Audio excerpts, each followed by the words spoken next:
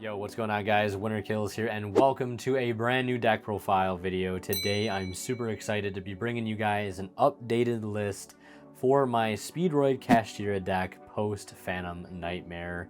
And actually, I'm happy to report that I have made a few real changes to the actual main deck this time around. Some to the side deck, and actually a couple to the extra deck. So there's going to be a lot more change in this profile between this one and the last one than I think there was between the last one and the one before that. Obviously, the major change was really just Terror Top going to 2, but now that he's been at 2 for a while and, you know, just kind of adjusting to the current meta, I've managed to make quite a few beneficial changes for the deck, some of which may need, you know, some convincing for you guys to kind of understand the logic behind them, but hopefully I can, you know, explain those choices the best I can. And before we hop into the deck profile, quick shout out to Imperium Duelist, guys. Check them out at the link below. They sell all sorts of amazing TCG accessories, much like the sleeves I'm using here on my main deck. They're black Minotaur sleeves, and on my incredible Field Center here, I am rocking their Magical Hat, Magical Cylinder over sleeve on that. And like all sorts of amazing playmats, binders, and stuff. Check out my link below, and don't forget to use my discount code WINTERKILLS10 off at checkout to save 10% off your entire order. And if you guys are buying anything on TCG Player, feel free to use my affiliate link down in the description below. Anytime you guys shop and check out using that link, a small bit of the revenue from your purchase goes right back in the channel. It helps out a ton. So with all that being said, let's hop right into the deck list here. It still is 40 cards. You're probably not surprised to hear that. I'm going to go ahead and zoom in here a little bit with this top cam. And first and foremost, we still have 2 copies of Speedroid Terror Top. I would simply call you a madman if you do not play 2 of these, just because this now means we have more options with our rubber band shooter, and especially late game now, we still have access to that Terror Top yo-yo line. Whereas before, if you had a line that required you to use Terror Top in some capacity off rubber band shooter without going for yo-yo, right, you now can do that and still have a Terror Top yo-yo play later on. Adds another great top deck, adds another great starter to the deck, kind of boosting the overall consistency, which is super fantastic. This deck definitely needs to be consistent if it's going to try and compete. So yeah, 2 Terror Top, searches any Speedroid monster on normal or special summon, and if you control a monster, of course, you can just special summon it. And then next up, still have 2 copies of Tekatomborg. I think this is a perfect ratio. It is a hard once per turn to special summon this card, but it's still a card you want to see. It still gets you access to a lot of your great tuners, Card Turbo, Denden Daiko Duke, Fukumidoshi Piper. Can summon to the field while you control any wind monster, so it pairs with Unicorn as well, getting us into those very easy barons. It does have the hardest restriction, I guess, out of any of the Speedroid cards. When you do resolve its tag out effect to tag into another Speedroid tuner from the deck, it does lock you into only special summoning winds for the remainder of the turn. So it does kind of force you, when you use this card, to either play with all winds, or, you know, you kind of have to sequence this card at such a point that you're getting all your non-wind special summons out of the way before you end up resolving this card. So definitely don't forget that effect. And then speaking of restrictions, we have a few more, a little less restrictive on this card. It's the Speedroid Card Turbo, which I am still playing 2 copies of. Easily accessible level 3 tuner. If we control a wind monster, we can special summon this card from our hand. But the turn we do that, we can only activate the effects of wind monsters. For the rest of the turn, we can't activate non-wind, so no Scareclaw, no Fenrir, no SP Little Knight, etc., etc. So again, keep in mind those restrictions when you activate this card. The other effect, we can banish it from the graveyard to make all Speedroids, all wind monsters gain 800 attack until the end of the turn. We have to banish this and another Speedroid. I should also point that out. But yeah, just another great level 3 tuner that allows us to get into our Baron plays, helps us climb into the rubber band shooter with little ease, and just helps us get into all of our other synchros, level 6s and level 7s alike. Just a great extender to be able to see in the hand. Then we have a few 1-ups here. We have 1 copy of the Double Yo-Yo, still a 1-up in my opinion. This deck, you know, now being more consistent than it ever has been, with Unicorn going back to 3, with Terror Top now being at 2, right? You still occasionally have a chance of bricking on too many normal summons, whether it be things like Denden Daiko Duke, Double Yo-Yo, Piper, etc., right? I didn't want to, you know, increase that odds by playing something like a second yo-yo when you just generally don't need it. Especially because the first combo that you do, you typically don't use double yo-yo at all. And now I know you're saying, it's like, well, why not just cut double yo-yo? This card serves a great purpose in the grind game and just the overall power ceiling of your rubber band shooter. If you are stuck in a point where you can only resolve rubber band shooting, you have no other bodies, you want to be able to have Terror Top and Yo-Yo just to give you the most explosive play, because you are guaranteeing yourself resolving the Terror Top. Because if you get double Yo-Yo, Terror Top goes to the grave, normal summon this, bring the Terror Top out, resolve Terror Top. If you don't get double Yo-Yo, you get Terror Top, so it's basically the same song and dance afterwards. So that's why you want to play this. It's just kind of a necessary card to have in the deck to make sure your rubber band shooter, your go-to link monster, is as powerful as it needs to be. Then moving on, we have our last two Speedroid monsters, which are one Fukimadoshi Piper and one Dendendaiko Duke. This is something that I've thought about for a long time, but never actually capitalized on. One of my other friends who was playing this deck, they went to the one Duke, and I was like, you know what? I might as well give it a try. And I think I saw another list recently too online that I think won a regional in South Africa. They were also playing one Duke, so I was like, you know what? And I think somebody in my Discord was talking about it too. I was like, you know what? I think maybe it's finally time I give the one Duke another shot, right? Because before, right, I feel like games weren't ending as quickly. And, you know, with the whole Kashtira engine, now it can bridge you easily into your Speedroid stuff. I feel like now the second Duke is less needed more than ever. And I thought I would miss the second Duke, but I really haven't. I found a lot of times in my first combos, sometimes I don't even end up using Duke, which is fine because I can use it later on in the game for grinding and stuff. And even if I do use the Duke turn one, I can kind of accomplish what I need to accomplish without a second Duke just by using Tekatomborg, using Card Turbo, playing more with Kashtira cards, etc., right? So I kind of like just playing the one-up Duke. And I think I'm going to continue to play it, especially at an OTS championship that I'll be going to on March 2nd. So I'll let you guys know how that plays out in a tournament report video after the fact. But yeah, I like one Duke. I know some people are going to think it's very controversial. I've seen some people go so far as to play 3, which I think is absolutely wild. Talk about adding too many normal summons to the deck. This is just one of the worst Speedroid monsters to draw outside of double Yo-Yo. Like, the best part about seeing this is when you have like Unicorn, and you can just normal it and make a Baron, really. That's really about it.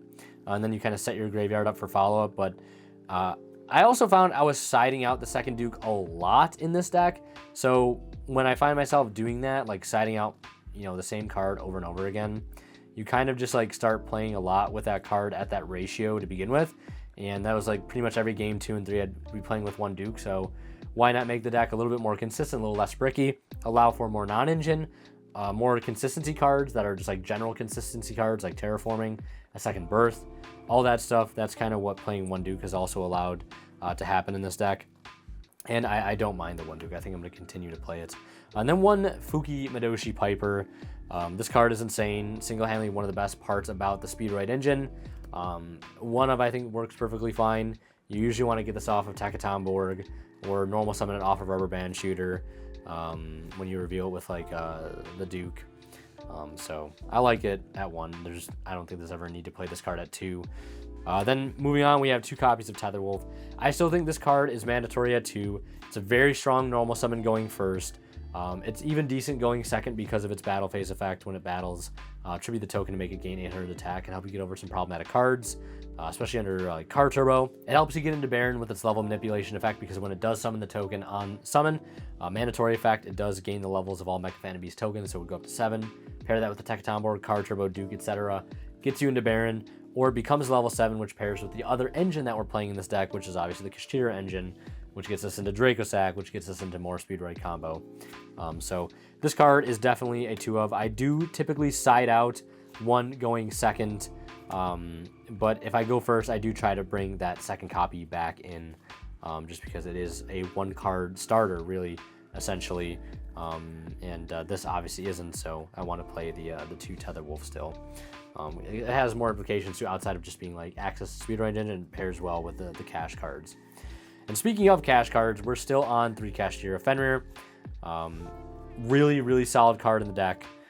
Even if it went to 1, I'd still play it at 1, just because, I mean, I think it's already pretty obvious at this point that like the Unicorn and Birth package is the more important part of the deck, just because it's a wind monster and searches a monster reborn for itself, which is really nice. But this being a way to also potentially get into Dracosac easier, you know, the 2 level 7s with Unicorn and stuff. Apart from that, this is also just a great going second card. We all know how great this card is at going into boards, adding on to end boards that you already have. Because there have been some boards where like I'll summon Fenrir and then normal Terror Top if I open it, and then like tag into Tekatomborg, and then into Piper, activate 1, make like a level 7 synchro. Then I can just end with the Fenrir in the level 7, or I can go into Dracosac, right? Just all around great card. Helps you combo, helps you just add to your end board, and it also is just a great going second card. It's like engine and non-engine all in one. So really like the Fenrir for that. Obviously 3 unicorns still. There really is no need to change this. This will stay at 3 as long as this card is at 3. It's a wind extender level 7. It searches again a monster born for itself. We can play 7 copies in this deck with Terraforming and Raid Soth. So ripping out the extra deck is still good last time I checked. And 1 Scareclaw Kashtira, just another name to be able to search off of your Fenrir to give you another level 7 body mid combo, help you get into Baron mid combo.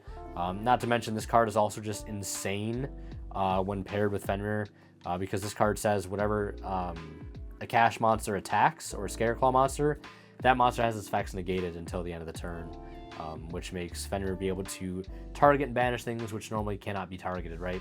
Because the Scareclaw cash effect does not target. So this card is absolutely insane. Not much else to say. And there has actually been a time where, in testing recently also, where I was able to dodge a Called by the Grave with this. I think somebody, I think I started Fenrir, searched this, then went Unicorn effect to search another Birth. They went Chain Called by, and then I had the Scareclaw Cash in hand already, chained it, banished the Unicorn that they were targeting, summoned it, and dodged that effect, and still resolved the effect to search my Birth. So that is kind of cool that you can do that. And then obviously more copies of the cash monsters, and obviously another copy of it. This is a new edition. I think Droll's in a weird spot right now. I don't think it's as popular in the main deck as it was in past times, at least just my personal experience, and what I've been seeing in like meta trends. I think Terraforming can be played in here without the risk of dying to Droll super hard turn 1. You can side this out very easily. Even if you don't side it out, you can still sequence your hands to the point where like you don't start with Terraforming and lose to a Droll. You can play differently and then Terraforming afterwards if they don't have Droll.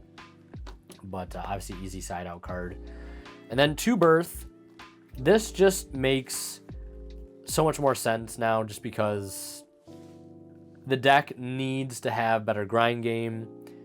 It needs better recovery, and I think having a second Birth in the deck does that, especially when we're trying to compete this format when the decks are so good, like Snake Eye and Snake Eye Fire King, Voiceless Voice. Like we need the second Birth in the deck, even if it does add the occasional inconsistency, because there will be times where you draw Births with no cash cards, but we are technically playing more cash cards than we were in the past because we're playing Terraforming. It's only 1 more card, I know, but it's still a higher count, higher chance.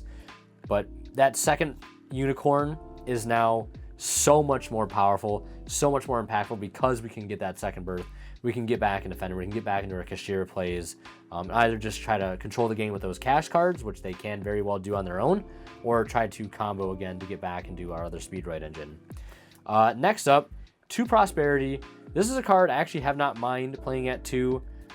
This is something I took from inspiration from that South African regional list. They went down to 2. And it's just plain and simple. It's like not a card you want to draw 2 of, but it's definitely not a 1-of by any means, unless Konami says it is, right? I haven't minded playing 2. I don't really miss a 3rd. Again, there have been a lot of times where I've drawn multiple of these and it just sucks. So I think 2 is a fine number for this. I really don't dislike it. Then moving on to our non-engine. We still have quite a bit of non-engine in the deck. 3 Ash Blossom and Joyous Spring.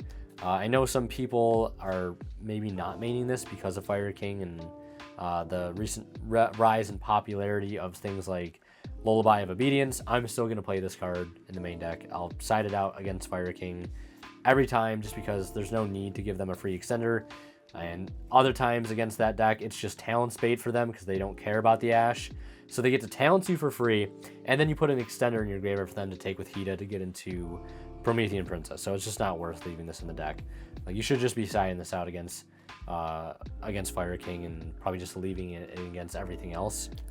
Then we have 3 copies of Nibiru the Primal Being, one of the most impactful hand traps there is this format. I know what you're thinking, like you're playing a lot of cash cards, why would you play Nib? Well, I'm playing some cards in the extra deck that kind of accommodate for this card. And you just, like, I couldn't bring myself to play this deck without putting this card in my main deck somewhere.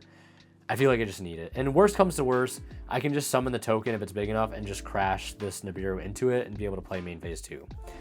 That's just the sacrifice I'm willing to make if it means I can actually impact or hand trap my opponent in an impactful way. Then we have 3 copies of Infinite Impermanence. Great card going first or second, good as the 6th card, not much else to say. Doesn't play into talents or thrust. Then 2 copies of Ghost Bell and Haunted Mansion. Just good for Labyrinth, good for Fire King, etc., etc. Just all around decent card this format, I think. Then I'm playing 2 copies of Triple Tactics Talent because this card is also insane going first or second, and 1 copy of Call by the Grave. It's just kind of some hand trap hate in the deck because, you know, sometimes our hands are more fragile to hand traps than others. So I wanted to, again, have that kind of like insurance policy in the deck. Moving on, we'll go into the extra deck now where we have our level 6 synchros, which we still have our good old reliable here, Stardust Charge Warrior, Synchro Summon, draw a card. It can attack all special summon monsters opponent controls once each. And then I'm playing 1 Adamancipator Risen Raptite. Basically, DD Crow during the opponent's turn only if we have a wind monster in our graveyard. So I think it's kind of relevant just because there are a lot of good graveyard effects against a whole host of decks. Pearly, Voiceless, Snake Eye, Fire King, you name it. Even against Labyrinth potentially has some impact.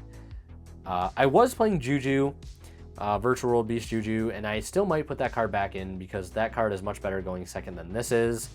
These cards are both only just good like going first, really, and I like having the utility of Juju being able to synchro climb with it into Baron because you get the send and then you get the pop effect of Baron to clear 2 cards, which I will admit I have missed going second on the board. So this will probably just become the Juju once again, and I might play that for the OTS. But again, having that versatile option in the extra deck going first to like make an easy level 6 interruption, which, you know, level 6 synchros in this deck are very, very easy to make. And Juju and Charge Warrior are obviously not interruptions, whereas Raptite is.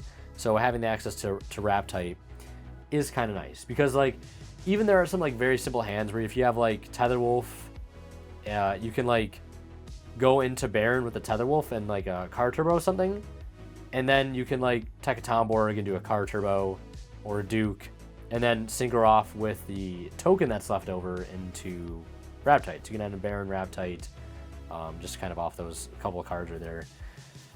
It's kind of cool. I don't know. I just wish this card was during either player's turn. That's why I don't like it that much. Then we still have our loyal Wind level 7 synchros. We still have Wind Pegasus at Ignister. Great for back row decks. Good for synchro climbing turn 1 into Baron because of its graveyard effect or on field effect. Another card you can control is destroyed by battle or card effect. You can banish this card from your field to graveyard, target 1 card your opponent controls, shuffle into the deck. Its effect also to pop or back row 2 does not target, which is kind of nice. So this can kind of go after like Fire King Island, which is kind of cool. But then I guess they could protect with Sanctuary if they don't send it off for like OSS or any of their other Snake Eye cards. Fast Dragon, still great. Extra deck negation. And clearing Fast Dragon, or regular clearing, sorry, is still really good this format, I think. The fact that this kind of bullies level 5 or higher monsters has been really relevant in a lot of testing lately, and I'm starting to actually end on this card more often instead of just banishing it off of Rubber Band Shooter. If your opponent activates a level 5 or higher monster on the field, you can negate and destroy, and then if they activate a monster effect that targets exactly 1 level 5 or higher monster on the field and other cards, you can negate and destroy, and then it does gain the attack of whatever monster it destroyed using that effect, so long as it actually destroyed it. So yeah, I like making that card more often, I'm not gonna lie. So really good card. I'm also not playing FA Dawn Dragster anymore. it really hasn't been something I make that often. I find the only time I make FA Dawn Dragster is when I can do the Dracosack combo turn 1 completely uninterrupted, which nowadays I feel like it's just not happening with how many hand traps are being played.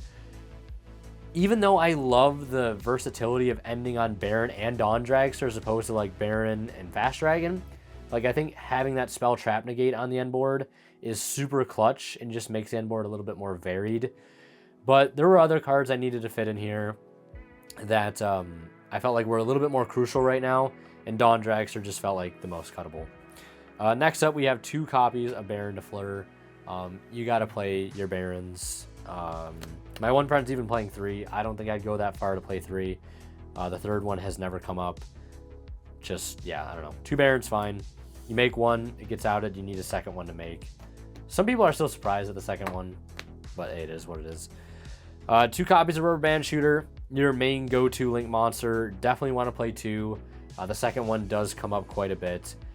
Even if it doesn't, it's just something to be able to banish off of Pot of Prosperity. Yeah, so for those that don't know what this does, basically you reveal a level 7 synchro from your extra deck and banish it, and then you reveal 2 Speedroid monsters from your extra deck whose level equals the monster that you banished. So if you banish a 7, you can do a 4 and a 3, so like Terra Top and Yo-Yo. One of them randomly goes to your hand, the other goes to the grave. And then it has another effect where you can gain an additional normal of a wind monster that turn, and then you are locked into synchros from the extra deck, which is not that big of a deal considering we do play a lot of them. One cool thing I have found with this is that there are some plays where you can like get into Rubber Band Shooter and then use it to additional normal by attributing the self and like Fenrir, and then you can bring out the Unicorn, and then Unicorn grabs Birth, and then Birth brings back the Fenrir. So you can just like get into cash cards with this too, because Unicorn again happens to be a wind. Then 1 Donner Dagger for Hire. I am only playing this because I am playing Nibiru in the main deck, just because this card is so great at being able to link off your Nibiru and then clear itself and then get rid of something else on the opponent's field, so long as it's a monster, so it gets rid of the token. Great card, tributes itself for cost. SP Little Knight, just because there are some boards where you're just going to be able to end on this in a Baron, and it's just still a great card. Desperate Doom Eagle, just basically wrap tight in link form. I wanted a good like link to be able to climb into that wasn't Appaloosa, because I felt like Appaloosa really wasn't like that stellar, and also getting into a link 4 sometimes is a bit easier said than done. So Doom Eagle is like that perfect mid ground of being able to link climb. And again, it's kind of a DD Crow like effect. Then moving on to the Xyz monster, of which we have 3 this time around. I am not playing just 1, but I am playing 2 copies of Mechafan and Beast Dracosack. With playing 2 Birth, the option to go into Dracosack again late game is really, really nice. Not only does this card enable you to get back into your Speedroid engine with the tokens by going to Rubber Band Shooter with them, it also is great for making Zeus. The Zeus combo I have showed several times, where you make Dracosack, you summon the tokens, you go battle phase, you attack into something. This can't die by battle or card effect because you have the tokens. Then you slap Zeus on top, you link the 2 tokens into Rubber Band Shooter, you go Rubber Band Shooter effects, get Terra Top or Yo-Yo, and then go affected additional normal, then chain Zeus, right? Zeus wipes the field, then you normal summon your Terra Top or Yo-Yo, and just do Speedroid plays from there, right? You can do that, but not only that, you can do a play where you actually take advantage of Dracosack's pop effect. So you go like spec Unicorn, grab Birth, normal Fenrir, Fenrir grab Unicorn, whatever it may be. You link into overlay into Dracosack, Dracosack effect tribute it to pop something, right? And then you clear a card for free, snipe it back row, then you just special summon the other cash that you search off Fenrir, and then Birth bring back another name. And then you just overlay into a second Dracosack, activate effect, summon 2 tokens, and then you can even like do a Zeus play there, I guess, if you wanted to. Or you can just do Speedroid combo. It's kind of utility for going second, and it's also helpful in the grind game. That's why I am back on 2. Yeah, so this card is just great. Like, even in simplified game states, you can just go Dracosack effect, summon 2 tokens, summon Tekatomborg, tag into Piper, excavate 3, make Baron. So you can do that. Or you can just like normal summon Piper or Duke bring back out Piper. Very, very cool. You can make like a level 6 synchro and a level 7 synchro with the tokens. It's just such a great card for the extra deck. I wanted to put 2 in. And moving on to the side deck, we have our most degenerate card, but honestly at this point I don't care. We're playing 3 Dimension Shifter. I side this card in going first and second now, depending on the matchup. Like if it's Voice or Fire King, you better believe this card is going in first or second now. I really just can't bring myself to main it at this point. I'm not really sure why. I don't really have a great answer for that. I don't know. I just want this deck. I just want this card in the deck when I know I'm playing against a deck that it's going to be more impactful against my opponent than it is going to hurt me. Like if I can play without Shifter, I will. Like game 1 blind, but going games 2 or 3 where I really need the extra help, I'll put this in. I have seen some lists main it though. I don't know. Maybe I'll main it sometime in the future, but right now I'm fine with it in the side deck. I wouldn't blame you if you mained it or if you sided it, honestly. Then we have 3 copies of Droll. I think this card belongs in the side deck right now, if at all. So I think I'm going to side it. The 3rd Bell, of course, just for Labyrinth and stuff, because that matchup can still be pretty tough. 3 copies of Cosmic Cyclone. Anti-Spell Fragrance is a real card. This card is great against Fire King. Just hitting all sorts of floodgates, summon limit, rivalries, stuff like that. So I want this card in my deck just because it's really, really good. Harpy's Feather Duster, blowout card, definitely want that in. And then one of the other changes I made in the side deck here was I was playing a time card in of Kendama, which for locals and stuff, and I just didn't want it in because I don't think, like, I have never needed a time card, like, ever. I don't know if I just play fast or what it is. I just never needed it. But I'm still siding 2 Judgment and 2 Summon Limit. This is also an idea that I took from that first place regional South African list, which I'll try to leave a link to in the description. But I was playing Anti-Spell, and honestly, I think this card is just a bit more impactful than Anti-Spell Fragrances right now, just because you're able to play under this so very well with your cash stuff and Birth, and just protect it with Baron and things like Judgment. So yeah, and I wanted to slim down on the going first count, just so I could put in like a 3rd Cosmic and fit all the hand traps and stuff I wanted to. Because like D-Shifter, if you think about it, can also be a going first card. So that's 7 going first cards instead of 8 it would be. So I think it just fits better with the siding patterns. So yeah, that is going to do it for this update to Speedroid Kashtira. I hope you guys enjoyed it. If you did, be sure to leave a like. And yeah, subscribe to the channel if you haven't already. And last but not least, Winter Kill is signing out. We'll see you guys in the next one. And like always, a big shout out goes to our current Divine level channel members, who are Pony Stark, Cadillacs, Green, Misfit, H8 Cyber, Robin's Assistant, and Muffin King 313. Thank you guys so much as always for extremely kind and very, very generous support of the channel.